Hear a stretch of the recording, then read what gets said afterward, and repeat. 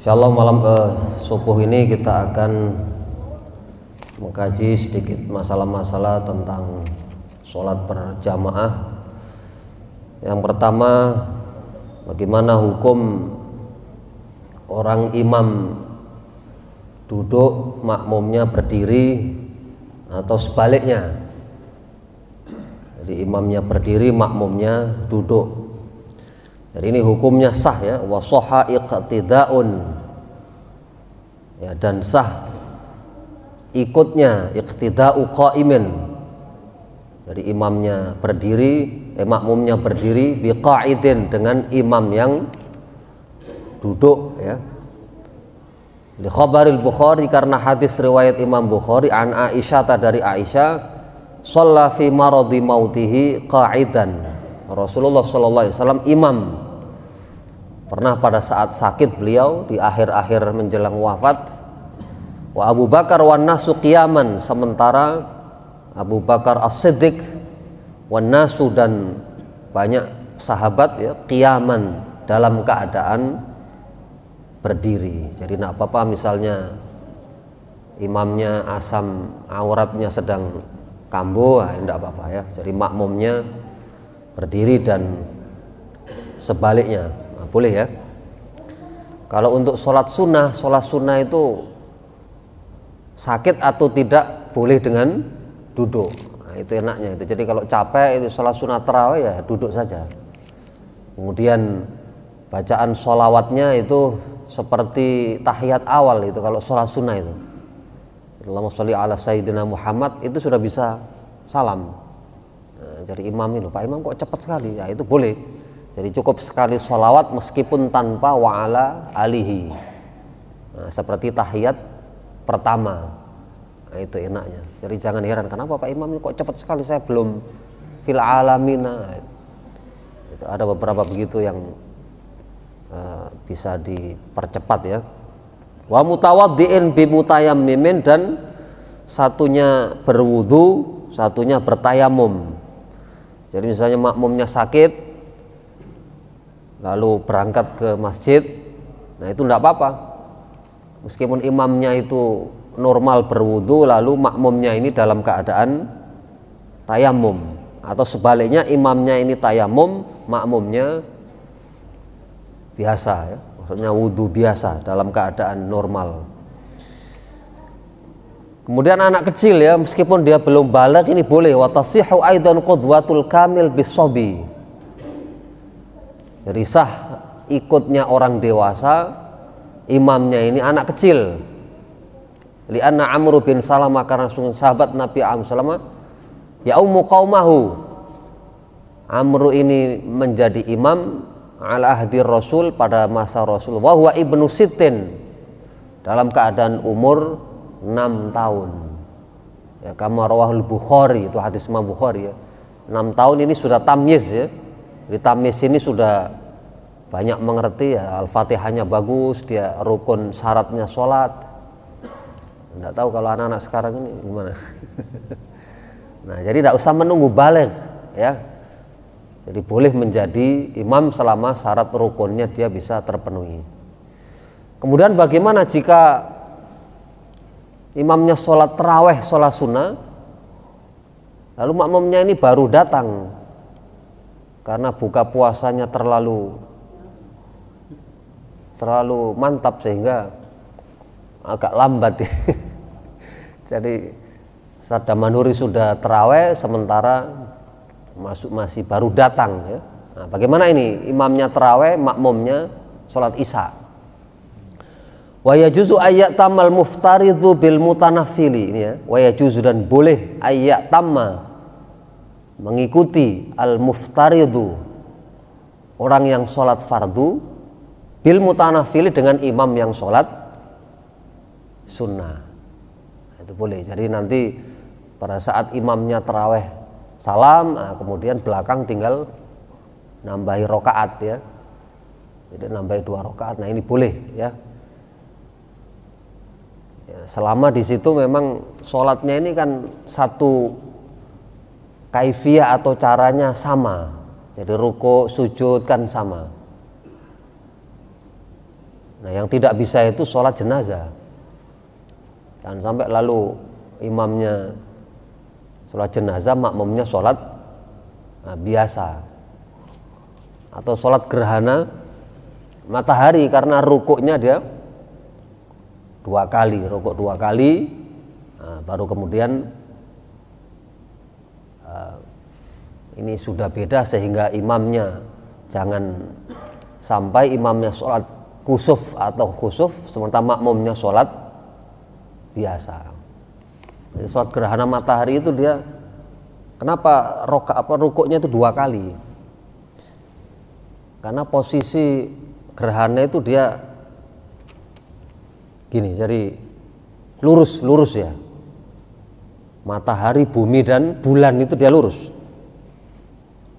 Ya, dalam garis lurus. Jadi kalau gerhana matahari berarti bulan ini menghalangi bumi gitu. Nah, rumus di dalam ilmu lingkaran itu, dalam matematika itu kalau orang rukuk begini, dia rukuk kan, ini kan 90 derajat ya. Jadi orang rukuk begini 90 derajat. Gitu. Maka kalau rukuk 2 kali sama dengan 180. Nah, lingkaran itu kalau lengkap itu 360, kalau dia separuh 180. Nah, persis itu. Sholat jenazah kenapa ndak ada rukuk, ndak ada sujud? Karena dia 0 dia. Nah, gitu. Kemudian kalau kita dapat 1 rakaat itu sama dengan 1 putaran orang tawaf di Ka'bah. Jadi rukuknya 90 derajat, nanti sekali sujud itu 135. Kalau 150 jongkir itu nanti. Nah, sujud 2 kali 270 ditambah 90 sama dengan 360. Jadi ketika kita 1 rakaat itu sama dengan orang tawaf berputar 1. Gitu. Sehingga makanya Rasulullah menyatakan as-sholatu bil baiti tawafun, at-tawafu bil baiti sholatun. Tawaf di Ka'bah itu sama dengan orang sholat ya. Yang membedakan itu diperbolehkan untuk berbicara itu. Jadi disenggol orang Afrika, Masya Allah, kau jangan macam-macam, terlaku sekali. Nah, itu boleh, masih bisa. Maksudnya terlaku. Gitu ya. Kemudian wal muftaridu bi muftaridin fi sholatin ukhra.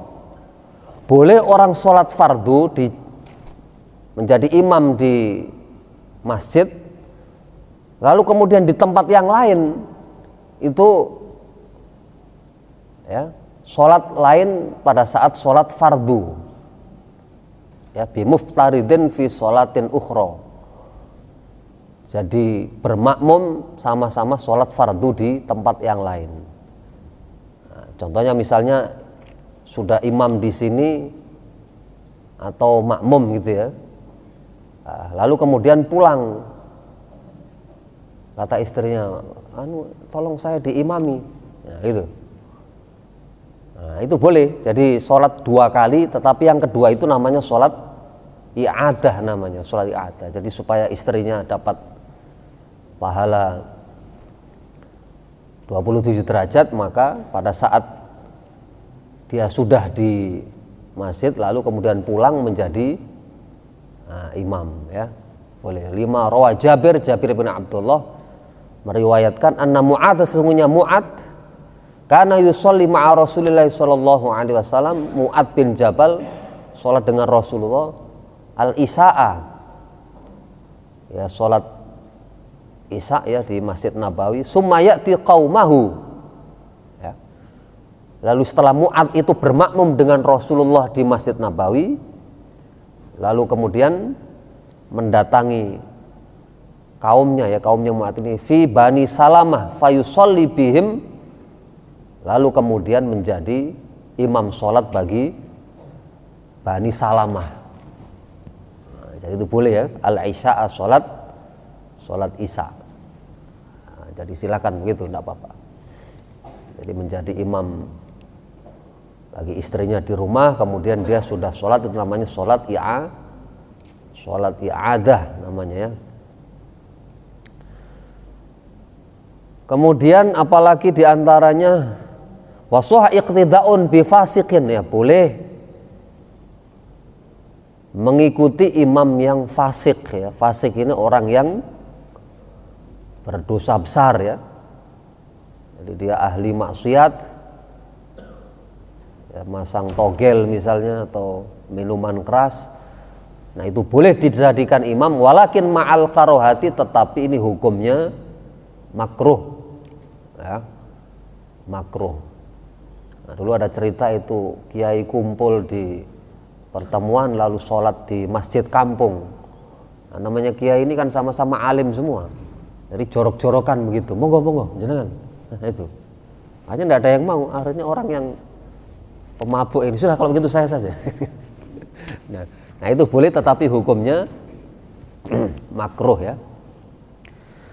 Demikian juga bimubtadi'in, ini aliran-aliran yang menyimpang ini, la nukafiru, tetapi hukumnya hanya fasik, ya, tidak sampai mengkufurkan, kal mu'tazili, seperti Mu'tazilah.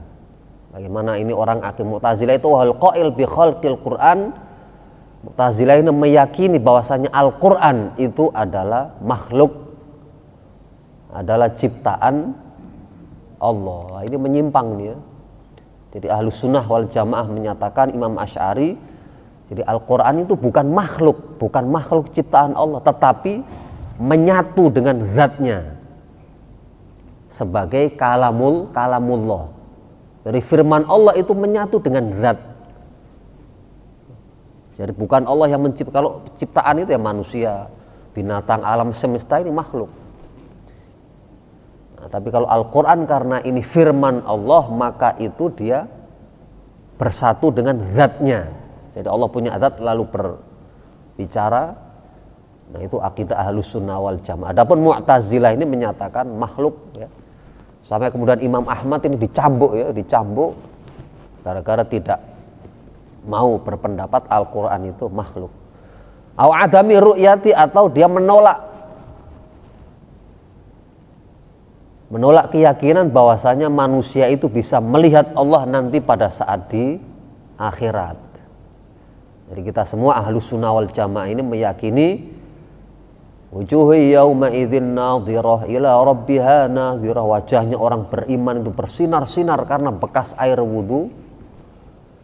Ila rabbiha, kepada Tuhannya dia melihat. Nah itu, jadi melihat. Nah ini di akhirat, ya, surga, sehingga ini keyakinan. Nah, tetapi Mu'tazilah itu tidak mau, tidak bisa itu. Nah kalau ada orang Mu'tazilah seperti itu kita jadikan imam, nah itu masih bisa, ya, masih bisa, tetapi hukumnya makruh. Wal qadariyah ini al-qail bi khalqil abdi af'alil ikhtariyah, ya. Ada aliran qadariyah yang dia pokoknya ya manusia ini ya sudah dirinya sendiri, tidak ada sangkut paut dengan perbuatan Allah. Ini qadariyah juga orang fasik, ya. Kemudian jabariyah juga begitu. Ya, sebaliknya kalau jabariyah ini kita tidak mempunyai ikhtiar sama sekali. Nah, Ahlus Sunnah wal Jamaah Imam Asy'ari menyatakan manusia ini ketika sudah diciptakan diberikan ikhtiar, seperti beragama itu. Jadi beragama itu ada pilihannya. Nah, jadi ini sudah ada Nabi, sudah ada Al-Quran, sudah ada kitab suci. Anda mau milih faman sya'a, siapa yang mau fal yu'min, nah, dia beriman. Faman sya'a fal yakfur, barang siapa yang mau ya dipersilahkan kafir dengan konsekuensinya sendiri-sendiri. Inna a'tadna lil kafirina naron, kami siapkan neraka itu bagi orang-orang kafir. Nah gitu. Jadi ayat ini sering dipelintir oleh orang-orang liberal itu loh. Ayat itu kan tidak apa-apa kita kafir. Nah, ini orang stres begini, bahasa Arab dia tidak mengerti. Itu model Allah mempersilahkan, ini semua sudah jelas. La ikraha fiddin qad tabayyana rusydu minal ghayy. Tidak boleh kita memaksakan, mengancam, meneror orang harus masuk agama Islam. Tidak boleh kalau sudah mengancam, meneror. Boleh kita hanya mengajak saja, mengajak bukan mengejek, ya, merangkul bukan memukul. Nah itu kenapa qad tabayyana rusydul ghai? Nah itu jalan yang lurus. Ya Islam itu sudah jelas, ya. Nah, gitu ya. Jadi ini diberikan ikhtiar, ya, berikan ikhtiar. Nah, kalau yang hitam putih anggota tubuh kita tidak bisa milih. Saya dilahirkan Pak Musta'in dilahirkan di Brondong sana, Lamongan, tidak bisa milih mau dilahirkan di Waminasan, tidak bisa milih itu, ya. Dilahirkan dari ibunya siapa, kita sukunya siapa, itu kita second of granted ya. Jadi, tapi kalau sudah keimanan ini silakan Anda sudah ada. Makanya nanti di akhirat itu kan diberikan ini, kamu kenapa ini sudah datang Nabi kok masih kafir bagaimana? Qalu bala, mereka menyawa itu kita adanya Nabi tetapi kami mengingkari. Nah, itulah pengakuan pada saat. Nah itu jadi ada ikhtiar, ada usaha-usaha keimanan itu. Nah kalau sudah seperti itu maka berlaku ketentuan Allah. Nah, sudah, kamu model begitu, nah sudah. Adapun orang-orang yang di pegunungan-pegunungan sana yang tidak mendapatkan dakwah Islam, tidak ada radio TV, tidak ada mubaligh, sudah masuk surga semua. Nah, itu keadilan Allah ketika tidak dapat Rasul, tidak dapat Ustadz, tidak dapat radio, televisi, tidak ada informasi tentang Islam. Dia tiba-tiba nyembah yang lain, nah, sudah itu masuk surga semua. Nah, itu keadilan Allah gitu ya. Karena akal kita itu tidak bisa kalau mendeteksi Tuhan itu siapa, tidak bisa. Hanya bisa mendeteksi di balik alam semesta ini hanya ada Tuhan, itu bisa, masih bisa itu. Tapi namanya siapa, kita itu untuk apa, ini di dunia mau kembali kemana, itu tidak bisa akal kita itu. Maka diturunkan nabi-nabi membawa wahyu. Nah itulah penjelasan dzalikumullahu rabbukum, ya, nama Tuhan itu adalah Allah Subhanahu wa taala, ya. Kemudian diantaranya Syiah Rafidhah ini ya, Syiah Rafidhah ini juga fasik, al-qail bi anna Ali karamallahu wajha asara ilaihi nabi bil khilafah, ya. Ini Syiah ini ya yang melanjutkan Rasulullah itu adalah Ali, adapun Abu Bakar, Umar, Utsman itu masuk neraka semua. Yang mensabotase Khalifah Ali. Ini Iran. Jadi kita menghukumi Syiah Iran itu masih Muslim, karena mereka haji bisa masuk, ya. Tetapi kita hukumi dosa besar, ya, fasik. Kalau misalnya mati meninggal ya tetap kita sholatkan, ya. Seperti orang yang tidak pernah sholat, lalu sekali sholat, lalu di masjid baru sekali sholat itu pada saat di sholati. Saya di Buper itu dulu ada Al-Bayan, ya, itu saya sering masih ngimami di sana. Ustadz ini ada jenazah ini, loh, namanya siapa kok saya tidak kenal ini. Nah, ternyata ini kasus dulu cinta lama bersemi kembali, bahasanya Ustadz Damanhuri CLBK, sudah umur 55 tahun. Nah, tapi karena reuni SMA, nah sudah masa-masa lalu bersemi kembali, sudah punya anak sekian baik. Akhirnya sampai kemudian beberapa bulan di ketemuan di mana tiba-tiba yang laki-laki ini anggota, ya, anggota Angkatan Laut, nah, perwira ini. Tiba-tiba langsung ke rumahnya si mantan SMA-nya ini. Nah, lalu tiba-tiba datang suami yang sah ini, udah cekcok di rumah itu, langsung diangkat pistolnya ini, begini. Dalam sekian detik kemudian pistol lagi, nah, itu ternyata bunuh diri itu. Saya masih punya videonya itu di komplek Masjid An-Nur, ya, Masjid An-Nur Kamke itu, nah, di situ. Nah, situ lalu kemudian saya disuruh mensolatkan, disuruh memakamkan, mendoakan, akhirnya, aduh. Nah, ya saya sama saja jamaah sekalian, insya Allah mudah-mudahan wafat dalam keadaan husnul khotimah, kan begitu. Tidak mungkin jamaah sekalian ini mati dalam keadaan bunuh diri, kan begitu. Nah, gitu ya, jadi kita tidak pernah kenal, ya, satu-satunya ke masjid, ya, pada saat disolati itu. Nah, gitu ya. Jadi itu Syiah Rafidhah, semua Iran ini hampir 90% mereka mengkafirkan 3 sahabat Nabi. Makanya kenapa kita terawih itu kan Al-Khalifatul Awal Abu Bakrin As-Siddiq, Al-Khalifatus Tsani Umar. Itu dulu Syiah banyak merebak ya, para masa wali-wali songo dulu, sehingga para syekh-syekh itu memasukkan nama-nama khalifah itu. Orang Syiah ini kan kebakaran jenggot, maksudnya jenggotnya terbakar. Ini kok Khalifah Ali, Utsman, Umar. Karena dianggap masuk neraka semua itu ya. Ada lagi tabat siyada Abi Lahabi wa tab, celakalah kedua tangan. Mestinya kan Abu Lahabnya. Itu ada yang mentafsirkan celakalah Abu Bakar dan anaknya Aisyah, istri Rasulullah. Nah, itu bagian keyakinan orang Iran sampai sekarang. Iran, Bahrain, ada di Irak juga.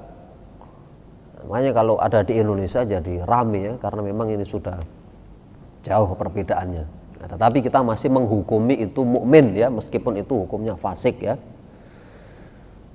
Kemudian kal falasifati, orang-orang filosof-filosof yang dulu ini kasus-kasus lama ya, dengan Imam Ghazali, mungkiru hudusil alam, ya, mengingkari alam ini baru.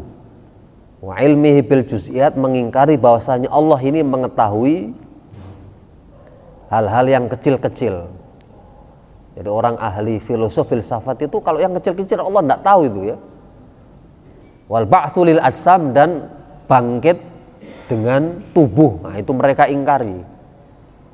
Nah, sementara ahli sunnah wal jamaah kita yakin pada saat di akhirat nanti bangkit, roh dan jasadnya diutuh kembali ya. Kemudian kita yakin bahwasanya Allah ini maha mengetahui sekecil apapun. Nah, itu mengetahui. Kemudian alam semesta itu adalah baru ya, karena baru diciptakan Allah, jadi bukan dia kekal. Nah, itu filsafat Yunani itu dia model-model begitu. Disitulah sehingga dihukumi orang fasik ya, fasik dia muslim tetapi hukumnya ini hukumnya sudah dikafirkan ya, oleh Imam Ghazali, sudah hukumnya kafir.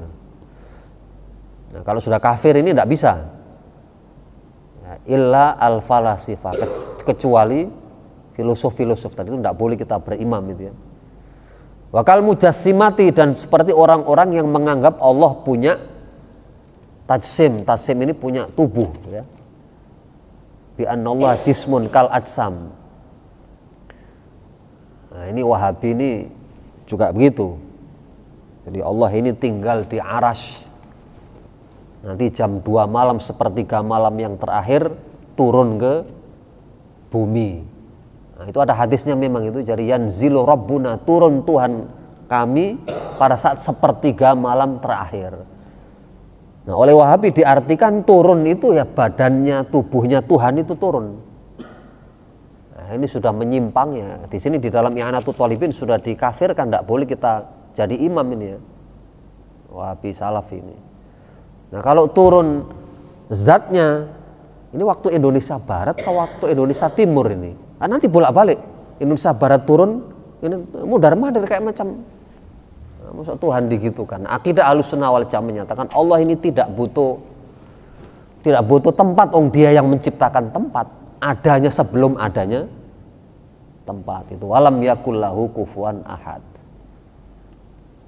Nah, itu jadi ini tata cara untuk berimam ya, kebolehan tadi kalau sudah ada penyimpangan dari Wahabi. Kalau Saudi Arabia sebenarnya itu tidak semua Wahabi ya, mereka Syekh Sudes macam-macam itu ya Ahlus Sunnah wal Jamaah itu ya. Jadi tidak semua orang Saudi begitu ya.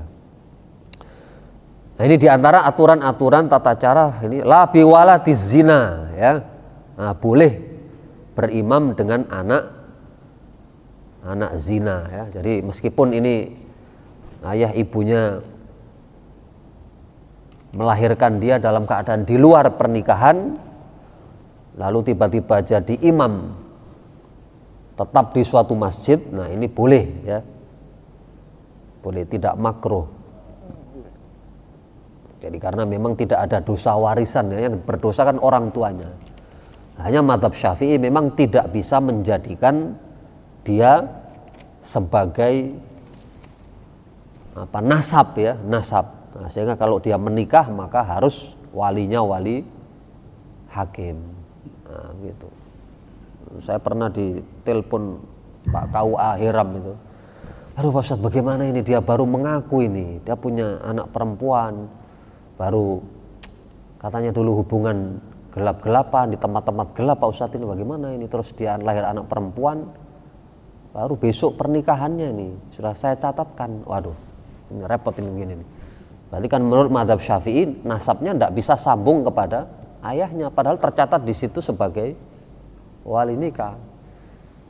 Nah, saya bilang Ustadz Burhan, ya sudahlah, ini bagaimana ini kalau sudah nasi jadi bubur ini, kalau diberitahu malah jadi ribut, ya sudahlah, kita ambil ada pendapat Imam Hanafi, selama itu dinikahkan sebelum bayi itu lahir, maka nasabnya bisa disambungkan kepada ayahnya itu.